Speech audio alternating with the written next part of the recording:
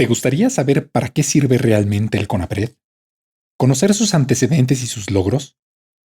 ¿Te gustaría saber por qué los mexicanos debemos sentirnos orgullosos y tranquilos de contar con una institución como esta? Entonces, quédate a escuchar Secreto Profesional. Bienvenidos a Secreto Profesional, el podcast de divulgación jurídica sin complicaciones, donde los abogados comparten su conocimiento y sus experiencias hablando claro, sin poses y con el lenguaje más sencillo posible. Con ustedes, Gibran Miguel. Hola, ¿cómo estás? Yo soy Gibran Miguel, anfitrión de Secreto Profesional, el podcast de derecho y divulgación jurídica sin complicaciones. Encuéntrame en Twitter como Gibran Miguel y sígueme para conocer más de mi labor como abogado y profesor universitario. Este podcast llega hasta ti gracias al patrocinio de Ancod Abogados, una firma especializada en litigio administrativo, comercial y amparo, a quien puedes contactar en su página www.ancod.mx. Y el episodio llega a ti también por la necesidad de entender qué es lo que está pasando con el Consejo Nacional para Prevenir la Discriminación, o CONAPRED, un organismo del Estado mexicano que tiene como fin eliminar la discriminación en todo el país. Para ello, te tengo un invitado muy especial en todos los sentidos. Él es Agustín Raimundo de Pavía Frías. Él es abogado experto en derechos humanos e inclusión y es abogado asociado en Davale Consultores. Bienvenido al podcast, Agustín. Muchas gracias por invitarme, don Gibran. Un gusto estar aquí en Secreto Profesional. Al contrario, Agustín, el gusto es todo mío. Fíjate que cuando estábamos preparando este episodio te pregunté cómo querías que te presentara y me dijiste como el más, y no puedo decir la palabra porque no quiero que tenga censura este podcast.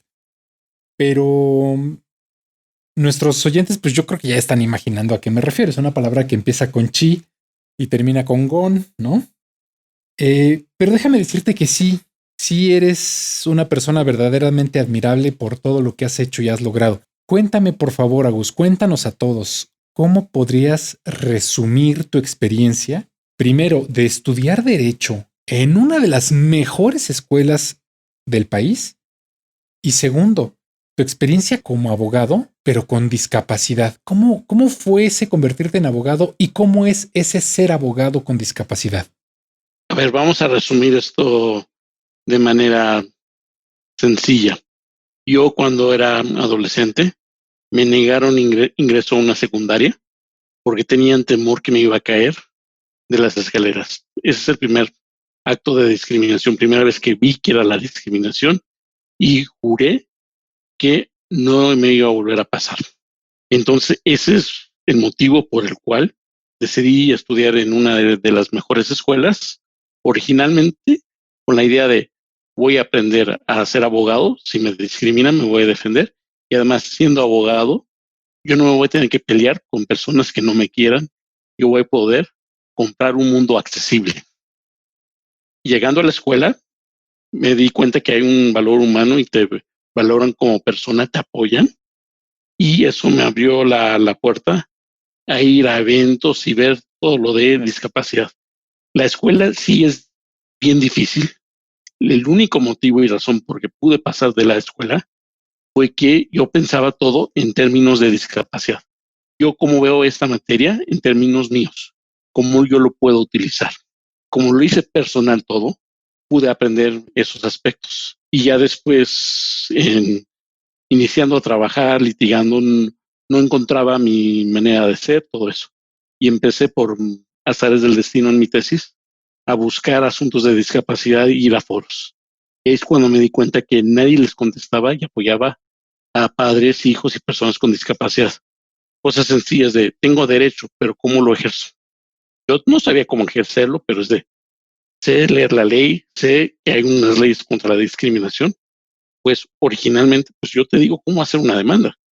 Me acuerdo que mi primera demanda de discriminación lo hice a la mitad de la carrera, sin saber amparo, sin saber nada, nada más saber teoría general del proceso y leyéndome la ley. Y es de, creo que es esto y tienes que hacer esto. Y así empecé. Y gracias a esa confianza que me dio la gente, pude ir desarrollando ese criterio para defender derechos, y no defenderme a mí, sino ya defender a alguien más. porque también vi que lo que me pasó como niño, como adolescente, seguía pasando, volvía a pasar, a pesar de todas las normas. Entonces, yo defiendo a los demás para protegerme a mí mismo. Yo defiendo con el mismo enojo que yo viví cuando fui discriminado. Y eso me llevó a primero estar en organismos públicos de derechos humanos, casi todos los organismos públicos de derechos humanos habidos y por haber. Y ya llegó a un punto donde, por conflictos de intereses y por el hecho de tener la vocación de defensa de personas, decidí separarme de, del servicio público.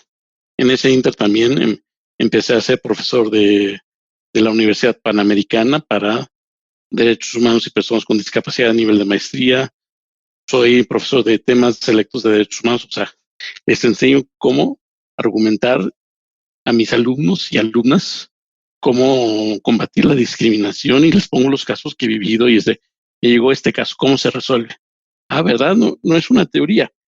Te llega el cliente y ¿cómo le contestas? Y con esa vocación lo he hecho. Y antes también ya tengo alumnos de que se acuerdan de algo y saben la solución y a veces me consultan cuál es la norma, pero ellos ya tienen ese chip de saber lo que es discriminación y saber cómo incluir a una persona, que al menos eso es un gran logro. Me acuerdo que cuando íbamos tú y yo en la universidad, los derechos humanos no son exigibles. ¿Qué vamos a hacer en ese mundo? O sea, es un mundo irrisorio. Ahorita puedes hablarle a una alumna, un alumno de primer año de la carrera, y él sí sabe que son exigibles. Él sabe que tiene que hacer algo. No sabrá qué es el procedimiento, cuáles son las vicisitudes del litigio, pero sabe que sí son derechos. Admirable todo esto que has hecho y todo lo que nos cuentas, Agus, porque además algo que pocos saben es que estudiaste la carrera no solo con una discapacidad, sino que además el español no es tu lengua materna. Es decir, es como si cualquiera de nosotros se hubiera ido a algún país de habla inglesa a estudiar derecho y además con una discapacidad, pero sin los apoyos que tienen las grandes universidades de primer mundo para estos casos, ¿no? Y tú lo hiciste con una discapacidad y además en una lengua que para ti es extranjera. Sí, ahorita muchos de los escuchas iba a decir radio escuchas, pero los escuchas del podcast pensarán que yo hablo así por mi discapacidad. Realmente yo no hablo así por mi discapacidad, yo hablo así porque es mi segundo idioma. Tú que me has escuchado hablar en inglés y otros compañeros, ya cuando me escuchan hablar en inglés se dan cuenta, la velocidad es por segundo idioma. Todos los problemas lingüísticos de comunicación es de que tú estás traduciendo los conceptos. Por eso no tienes una diversidad de uso del lenguaje. No es que no la sé, es que mi lenguaje automáticamente se puede traducir en dos idiomas. No utilizo lenguaje rimbombante, que en dos idiomas puede generar confusión. Yo busco hacer que sea un lenguaje claro. Y esa es una de las ventajas por qué he podido dar tantas conferencias y hablar con tanta gente, porque normalmente yo hablo en cuanto a conceptos claros, en cuanto a que me puedan escuchar y verme, eso se complica un poco, pero se acostumbra. Doble, triplemente meritorio, mi querido Agustín. Pero bueno, ya para entrar a tema, ¿qué onda con el CONAPRED? A ver, recientemente el presidente de la República aquí en México hizo comentarios a propósito de esta institución. No me quisiera yo meter a ellos porque este podcast es de divulgación jurídica, no de política, pero de todos modos nos surge la duda. ¿Qué pasa con el CONAPRED? ¿Cuál es su importancia? ¿Para qué sirve? ¿Cuál es su historia? ¿Qué nos puedes decir? Lo que les puedo decir de CONAPRED es de que a nivel mundial, las Naciones Unidas se han dado cuenta que deben existir instituciones de derechos humanos. ¿Qué es esto? Son instituciones dentro del gobierno que ayudan a resolver los problemas y que no digan demándenme y lo llevemos a juicio, sino sencillamente qué hace falta, cómo podemos proveer y prever ciertas cosas. ¿Tenemos la posibilidad de resolver esos problemas? Sí, los debemos de resolver. Y las instituciones que tienen esa función de buscar los problemas de derechos humanos y resolverlos sin que se conviertan en conflicto son las instituciones de derechos humanos y existen algo que se llaman los principios de París de las Naciones Unidas que establecen las funciones de estos mecanismos. Son básicamente, la primera es educación y promoción La segunda es análisis legislativo y políticas públicas de el gobierno, cómo puede hacer las cosas mejor. Y el tercer pilar es cómo investigo casos. No casos judiciales, sino es cuando la persona se siente discriminada, tiene un problema. Si vas con un abogado es de, ¿tienes pruebas? No, no tengo pruebas. ¿Tienes dinero? Tampoco. Entonces, perdón, no puedo hacer nada. Normalmente los organismos públicos de derechos humanos operan bajo el principio de buena fe. 1, te voy a creer. 2, yo voy a investigar y te voy a defender. Como tú no tienes las pruebas y va a ser imposible que las tengas, porque es obligación del Estado tener eso y no te las va a dar así gratis y fácilmente, entonces yo tengo que investigar por ti y defenderte. Y si yo veo que el Estado efectivamente no hizo nada por ti, por incluirte, considero que existe una discriminación. Y ahí es donde empieza lo interesante. CONAPRED fue la primera institución que realmente se generaron derechos humanos. Antes de la reforma en derechos humanos, no había ningún otro mecanismo que más o menos se asemejaba a derechos humanos. Entonces, fue el primer derrotero de defensa de derechos humanos. Y con esa excepción de que fue el primero que se hizo hace 17 años, tiene ciertas deficiencias que no se pueden superar. Por ejemplo, los casos que investiga no los puede ejecutar, no los puede hacer que se cumplan. Porque él dice, yo creo que te discriminaron, yo investigo si te discriminaron y adivina quién va a juzgar y cumplirlo. Yo. O sea, yo soy el rey en el caso. No, en un caso siempre hay alguien que denuncia, alguien que investiga y alguien que juzga que si es correcto o no, y ahí sí es cuando se cumple. Esos son los principios, pero en casos de derechos humanos, normalmente es una persona que hace toda la investigación y después lo presenta a un juez. Normalmente ahí está el punto fino de CONAPRED, de cursos y de políticas públicas, informes. Hace muchísimos cursos de no discriminación en línea, ha hecho muchas iniciativas de no discriminación, tienen varios manuales de lo que es eso.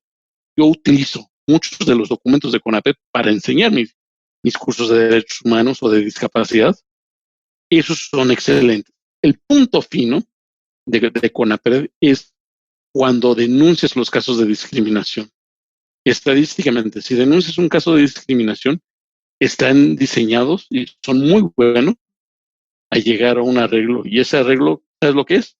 En general es hubo un problema de comunicación, como una cuasi disculpa, y para prevenir cualquier otra cosa, un cursito de no discriminación para que sepas que tienes que incluir cómo hacerlo.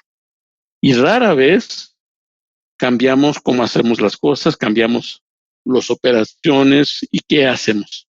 Y casi excepcionalmente pagamos o reparamos el daño. Eso es lo que hace CONAPRED y lo hace bastante bien, considerando las limitaciones que tiene. Tiene poco personal y resuelve muchos casos.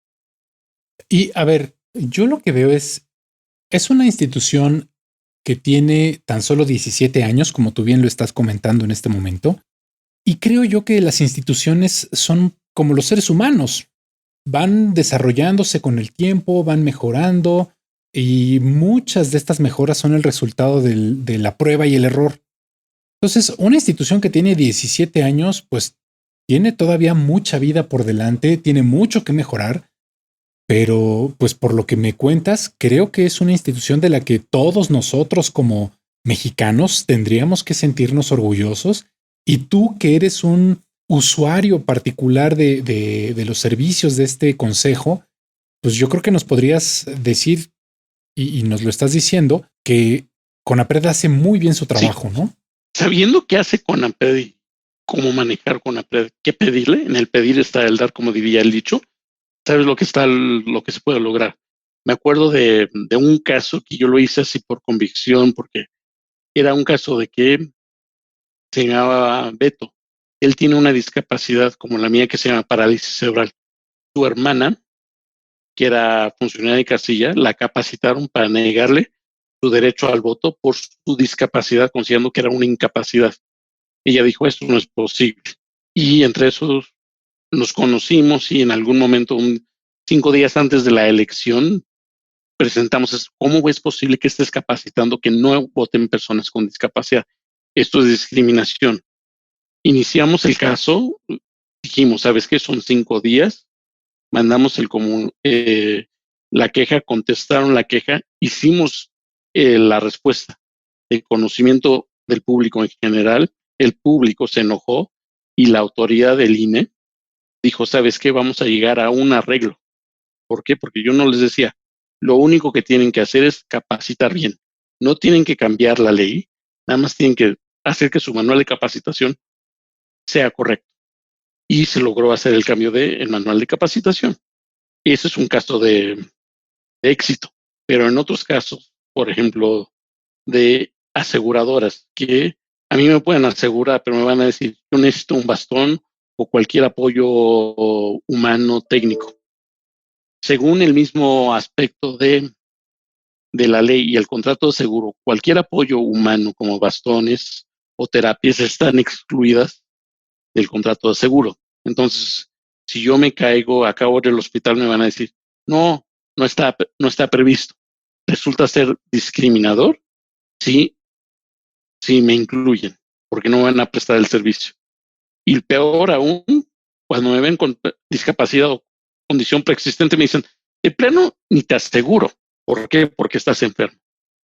Este caso lo llevó CONAPRED, fue uno de los primeros que llevó CONAPRED, dictó una resolución, no pasó nada, tuvo que ir con un juez, se ganó en el juez la persona que lo hizo, y recientemente ya con la reforma constitucional de derechos humanos, hace algunos años, en ese caso de aseguradoras, presentó el primer caso en la Suprema Corte respecto a discapacidad y el modelo social de la discapacidad que dice, a ver, la discapacidad es un problema social, tú tienes que buscar las soluciones sociales y no considerar que es una persona enferma que no tiene salud y por lo tanto no tiene derechos a un seguro de vida o a un seguro de gastos médicos porque está enfermo. Pues me robaste la pregunta porque una de las cosas que te quería preguntar era sobre algún caso de éxito, pero creo que este que cuentas es bastante interesante. Pero hay una cosa que mencionaste que me llamó la atención. ¿Nos podrías ayudar, por favor, Agus, a entender la diferencia entre discapacidad e incapacidad? ¿Qué es una y qué es otra? A ver, la discapacidad es cuando una persona que tiene dificultades, ya sea físicas, sensoriales, intelectuales o, o mentales, o sea, tienes una dificultad para hacer algo en la vida por alguna de las causas de tu cuerpo, eso va a generar dificultades sociales y esas dificultades sociales generan tu discapacidad. Un joven puede correr más que un adulto, entonces, ¿a quién vas a mandar de mensajero? Pues vas a mandar al joven. O sea, una persona adulta tendrá una discapacidad respecto a un joven por sus condiciones físicas. Es paradójico. Si ves el sistema de pensiones, cuando tienes 75 años, que es el pico, cuando empieza a aumentar la discapacidad, en vez de decir, oye, vamos a hacerle para que pueda seguir trabajando, porque es útil que trabaje cualquier persona que quiera trabajar, dice, ¿sabes qué? Va a ser muy caro, te nos vas a enfermar, te excluyo, ¿sí? Y ellos dicen, automáticamente tú ya no puedes trabajar. Una incapacidad implica una restricción de derecho. Algunas restricciones de derecho, que son incapacidades, sí están justificadas por no poder lograr ese objetivo. Aunque yo te dé todos los apoyos posibles, no puedes lograr ese objetivo. Por ejemplo, yo fui investigador de derechos humanos. Gané el concurso por servicio profesional, por conocimientos, por convicción. Como dices, excepto que había un detalle que nadie me mencionó o no lo dimensioné correctamente. Tienes que estar en la calle, en la protesta. Tienes que estar en la calle junto a las casas de las personas viendo sus banquetas, sus tomas de agua.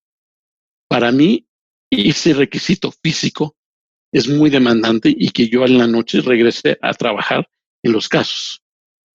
Y eso es una incapacidad, no por los apoyos, sino porque yo no tengo la habilidad física para hacer esas actividades y las otras actividades del trabajo, ¿sí?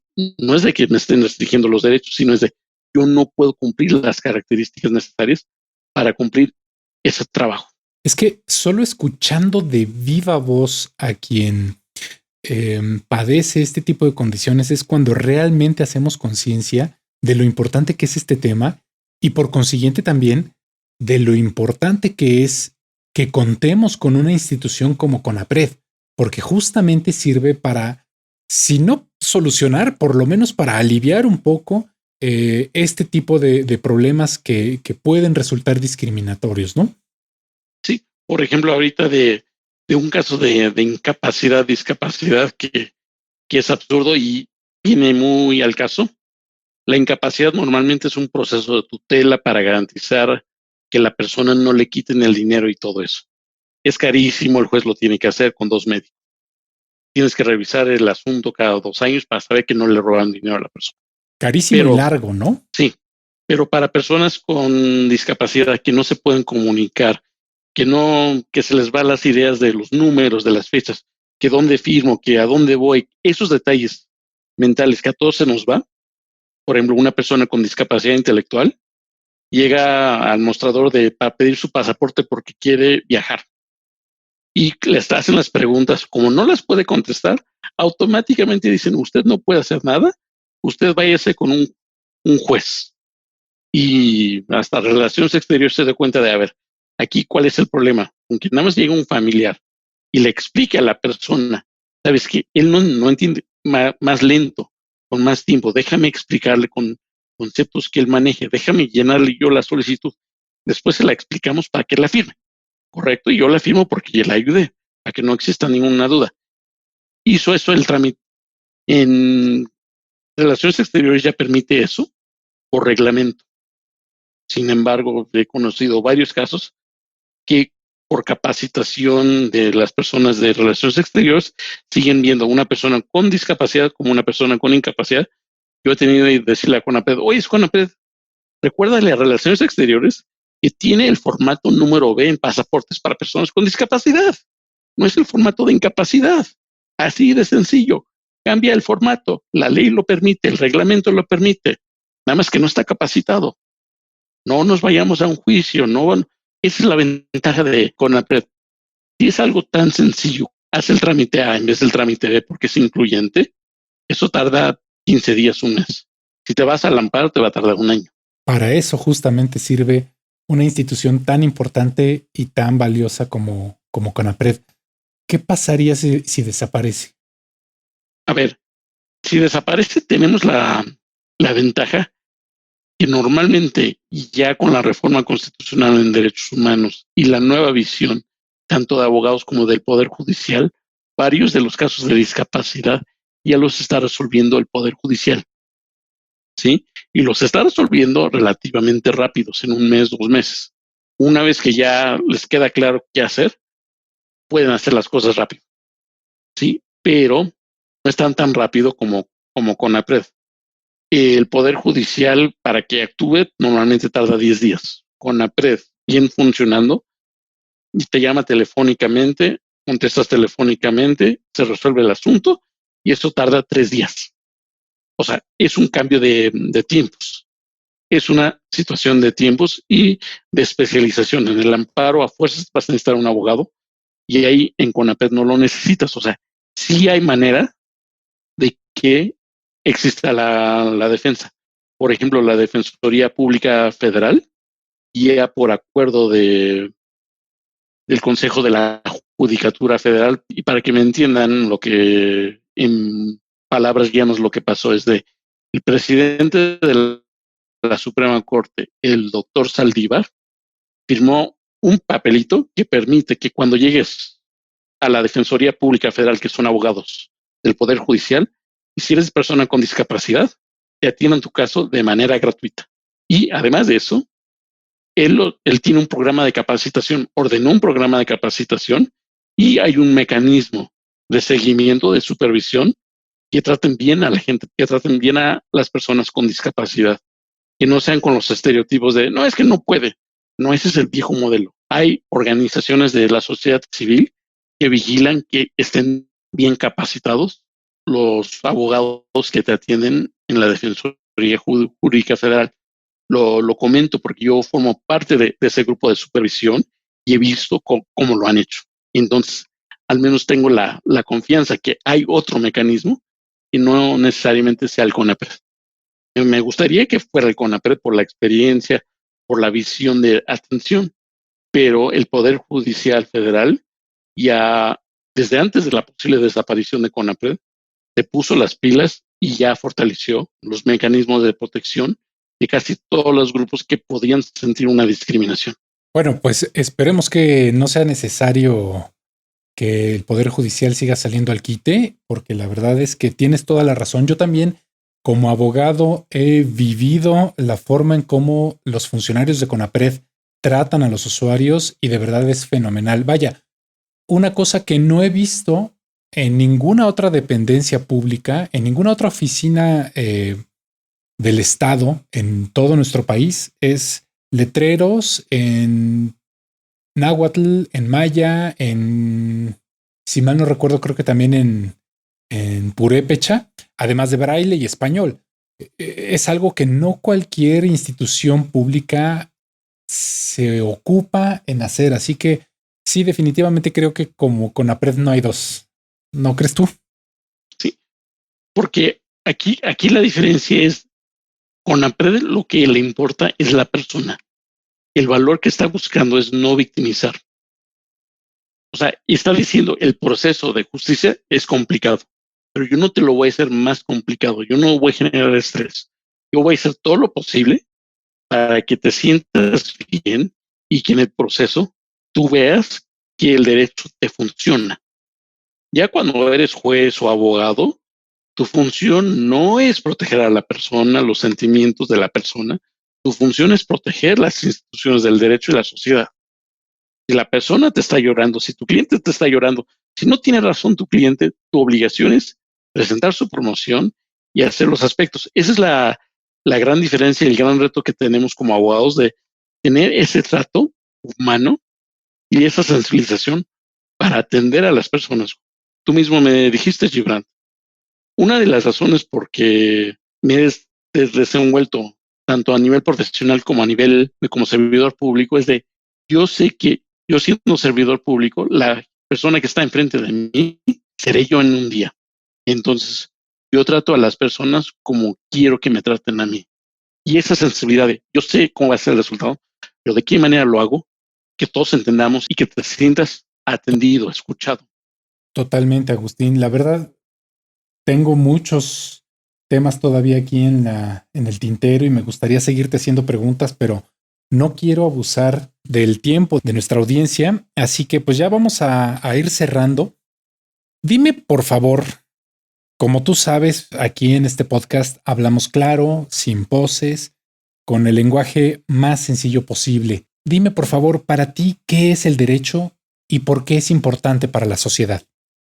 A ver, el derecho normalmente se confunde con las normas o con lo que dice el Estado.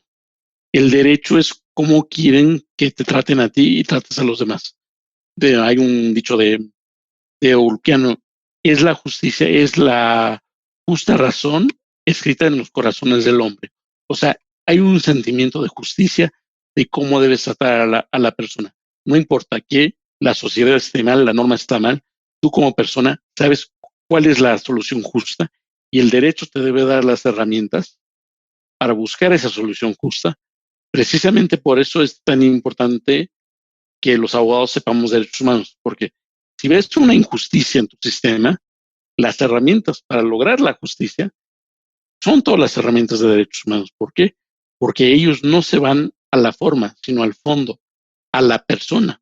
Se habla de derechos humanos porque protege a la persona, no protege al Estado, no protege a la sociedad, sino protege a la persona y a la vez fortalece a la sociedad. Muchas gracias, Agus. Recomiéndanos un libro jurídico o no jurídico o una serie de Netflix. A ver, yo recomendaría el libro que se llama Aldous Huxley, que es Un Mundo Feliz. Y realmente también se desarrolló en base también a lo que podría ser una película que es Gattaca.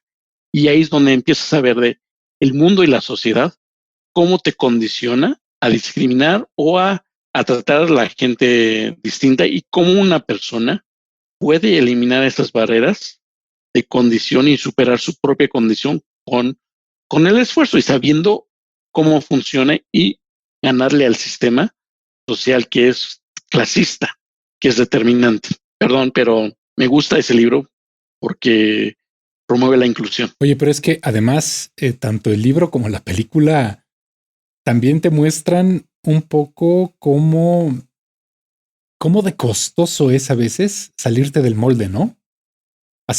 Ir en contra de hacia donde va todo mundo. Sí. Y lo mismo pasa con el protagonista de Un Mundo Feliz como con el protagonista de Gattaca, ¿no? Sí.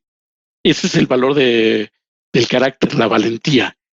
Ese es ir en contra por principios de lo que es incorrecto. Y que actúa Uma Thurman también, ¿no? En la película, hay que decirlo. Agustín, ¿dónde te puede encontrar la comunidad de Secreto Profesional? Sí, la comunidad me puede encontrar en redes sociales. A ver, en cuanto a Facebook, para hacer más fácil las cosas, tengo una página pública donde pueden ver las cosas jurídicas, las actividades jurídicas que hago, que se llama De Pavía y Asociados. Y en Twitter me pueden encontrar como Agustín de Pavía. Para cualquier consulta jurídica me pueden encontrar en el despacho de Davale, donde los podemos atender, identificar el caso, canalizar, orientar cualquier aspecto jurídico. Hay un apoyo de mis buenos amigos Sergio Palancares y David Romero. Que también los considero muy buenos amigos a ambos, tanto a Sergio Palancares como a David Romero. Espero que escuchen este capítulo y les mando un saludo. Y si no, pues no se los mando y ya. Mi querido Agustín, siempre es muy, muy, muy enriquecedor platicar contigo. Esta vez no ha sido la excepción. Gracias de verdad por el tiempo que te tomaste para esta entrevista y gracias por todo lo que nos has compartido en ella. No, gracias a ti por este esfuerzo de difundir la cultura jurídica para que todos entiendan la importancia del derecho y sepan defenderse. Sí, sobre todo para quienes no son abogados, que es donde más necesitamos que haya una cultura jurídica por el bien de todos, por el bien de nuestro país. Agustín, muchas, muchas gracias. Bueno, un gusto, y para cualquier otra consulta de discapacidad de inclusión, aquí estamos. Un saludo, Agustín. Bien, pues esto ha sido todo por hoy. Gracias a nuestro patrocinador, ANCOD Abogados, firma especializada en litigio administrativo, comercial y amparo, a quien puedes consultar en su página www.ancod.mx. Gracias a Agustín Raimundo de Pavía Frías por haber compartido tan generosamente su tiempo y sus conocimientos contigo y conmigo. Y sobre todo, gracias a ti, que me escuchas. No dejes de suscribirte en Spotify, Apple Podcast, Stitcher, Google Podcast, iVoox, YouTube, y ya que andas en eso, deja tu reseña de 5 estrellas y tus comentarios. O si lo prefieres, puedes escuchar cada episodio en mi blog personal, gibranmiguel.com/secreto profesional. Encuéntrame en Twitter como Gibran Miguel y sígueme para conocer más de mi labor como abogado y profesor universitario. Si consideras que este capítulo puede servir a alguien que conozcas, compártelo para que el conocimiento del derecho llegue cada vez a más personas. Nos escuchamos en el próximo episodio para compartir otro secreto profesional. Hasta entonces.